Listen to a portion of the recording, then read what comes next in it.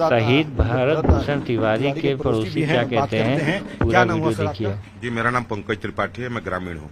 पंकज त्रिपाठी जी, ये बताइएगा कि पूरी घटनाक्रम जो चल रही थी, आप यहाँ मौजूद थे, क्या हुआ था और जो डिमांड को लेकर क्या कहना? ये मामला जो आप लोग देख रहे हैं उससे 3 दिन पहले शुरू होता है। जवैनिया गांव के विस्थापित जो हमारे ही गांव में आकर स्थापित किए गए हैं, उनकी लड़ाई वो लंबे समय से लड़ रहा था।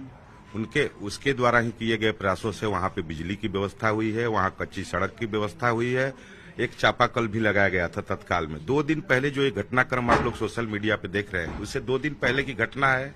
वहां के लोग यहीं पे आते हैं, उसकी माता रहती है, वो रहता है, उसके सामने पूरा परिवार, अभी भी लोग जवैनिया के बैठे हुए हैं।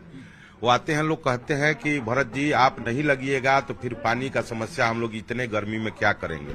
एक चापाकल आपके द्वारा प्रयास करने पर लगा है, वो बढ़िया से पानी नहीं दे रहा है। वो कहता है कि आप लोग चलिए, मैं 5 मिनट में वहां पहुंचता हूं। वो सारे लोग जाते हैं, उसके 10 मिनट के अंदर वो यहाँ से अपना मोटरसाइकिल उठाता है, जगह पे जाता है और वहां से मोबाइल के माध्यम से, टेलीफोनिक माध्यम से अनुमंडल पदाधिकारी जगदीश कुपुर को फोन लगाता है और कहता है कि क्या सर, आपके बच्चे इस पानी को कभी पिएंगे क्या? किसी मंत्री और किसी अधिकारी का परिवार आके यहाँ पर 1 दिन के लिए स्टे कर सकता है क्या? उसकी ये बात सबको बुरी लगती थी। उसके कहने का तरीका गलत हो सकता है।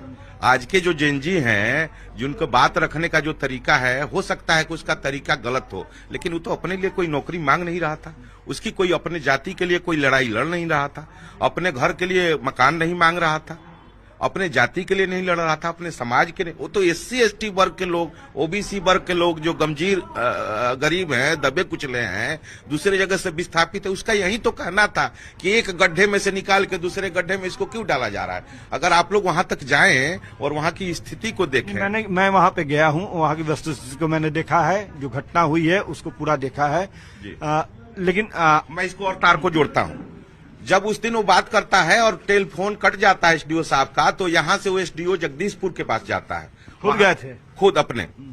उसके बाद उसकी वहां पे पिटाई की जाती है, उसके साथ बदसलूकी की जाती है, जो भी नहीं करना चाहिए। एक सामाजिक आदमी जब किसी अधिकारी से मिलता था, बार बार स्वास्थ्य कैंप लगवाता था, अन्य जो भी काम थे जनता के हित के वो करता था, वहां से आता है वो विक्षिप्त टाइप का हो जाता है। SDO द्वारा अपमानित करने के बाद वो विक्षिप्त हो जाता है, मतलब सम्मान को ठेस लगना नागवार गुजरा। जी, वो बच्चा जो गले में एक सोने का लॉकेट जो उसकी माता ने उसके जन्मदिन पे उसको दिया था, उसको बेचता है।